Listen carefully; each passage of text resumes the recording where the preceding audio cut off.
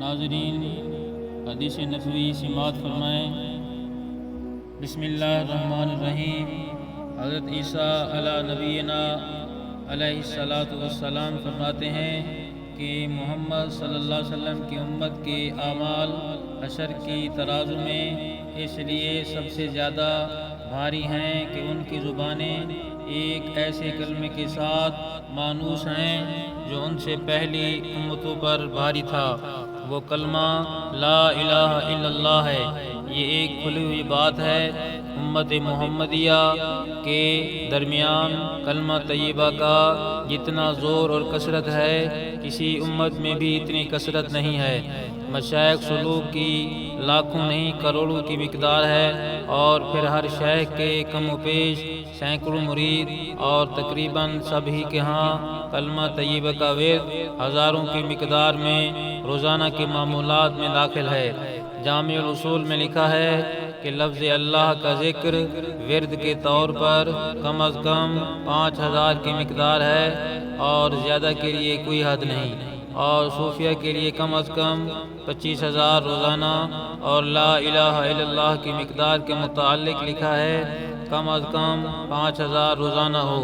یہ مقداریں مشائخ سلوک کی تجویز کے موافق کم و پیش ہوتی رہتی ہیں۔ میرا مقصود حضرت عیسیٰ علی نبینا علیہ الصلاۃ والسلام کی تائید میں مشائخ کا انداز بیان کرنا ہے کہ ایک ایک شخص کے لیے روزانہ کی مقداریں کم از کم یہ بتائی گئی ہیں۔ ہمارے حضرت شاہ ولی اللہ رحمہ اللہ نے قول جمیل میں اپنے والد سے نقل کیا ہے کہ میں ابتدائے سلوک میں ایک سانس میں لا الہ الا اللہ 200 مرتبہ کہا کرتا تھا۔ شیخ ابو یزید قرطبی رحمہ اللہ فرماتے ہیں، میں نے یہ سنا تھا کہ جو شخص 70000 مرتبہ لا الہ الا اللہ پڑھے اس کو دوزخ کی آگ سے نجات ملے۔ میں نے یہ خبر سن کر ایک نصاب یعنی 70000 کی تعداد اپنی بیوی کے لیے بھی پڑھا، اور کئی نصاب خود اپنے لیے پڑھ کر ذخیرہ آخرت بنایا۔ ہمارے پاس ایک نوجوان رہتا تھا جس کے متعلق یہ مشہور تھا کہ یہ صاحب کشف ہے، جنت دوزخ کا بھی اس کو کشف ہوتا ہے۔ مجھے اس کی صحت میں کوئی شک تھا۔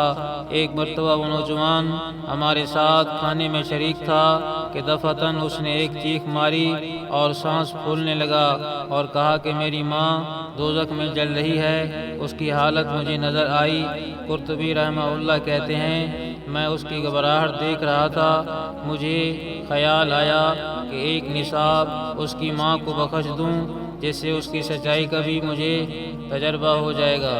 چنانچہ میں نے ایک نصاب 70000 کا ان نصابوں میں سے جو اپنے لیے پڑھے تھے اس کی ماں کو بخش دیا۔ میں نے اپنے دل میں چپکے ہی سے بخشا تھا، اور میرے اس پڑھنے کی خبر بھی اللہ تعالیٰ کے سوا کسی کو نہ تھی، مگر وہ نوجوان فوراً کہنے لگا کہ چچا میری ماں دوزخ کے عذاب سے ہٹا دی گئی۔ قرطبی رحمہ اللہ کہتے ہیں کہ مجھے اس قصہ سے 2 فائدے ہوئے۔